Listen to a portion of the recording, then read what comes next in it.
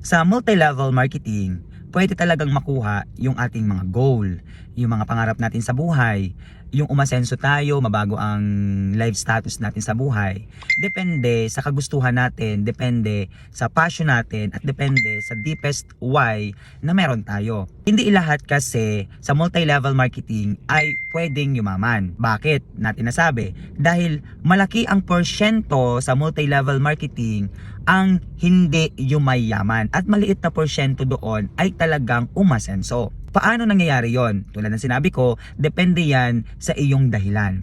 Example, sa board exam, hindi lahat ng kumukuha ng exam ay nakakapasa. Depende sa kung paano sila nag-aral, nag-review.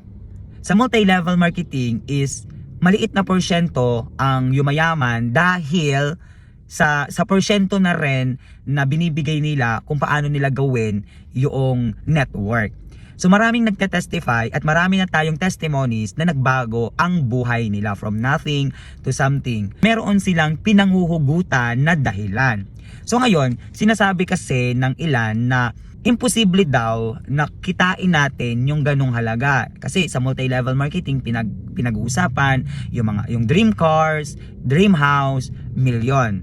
Pero sa una na hindi nakakaunawa ng negosyo ay talagang mapapasabi sila na ay totoo ba talaga yon? Kapag pinasok mo ang multi-level marketing, inunawa mo siya, inaral mo siya at ginawan mo ng aksyon, makukuha mo talaga yung gusto mong marating. Kailangan magbigay ka ng focus, consistent ka sa ginagawa mo, consistent ka sa action, consistent ka sa hataw, makukuha mo yung goal mo. So kailangan may target goal tayo. Hindi basta-basta tayo yung hahataw.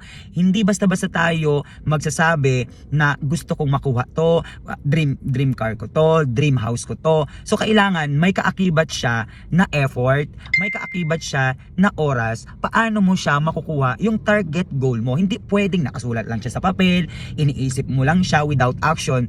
Nonsense lahat ng ginagawa mo.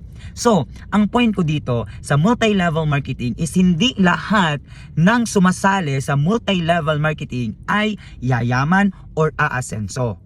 Konting porsyento lang siya. Mahirap, pero sa dulo, may ginhawa. So, ganoon naman talaga walang madali sa trabaho, walang madali sa ginagawa natin. So ang kailangan lang natin gawin ay maging consistent lang sa kung anong magandang progreso ng ating pagnenegosyo.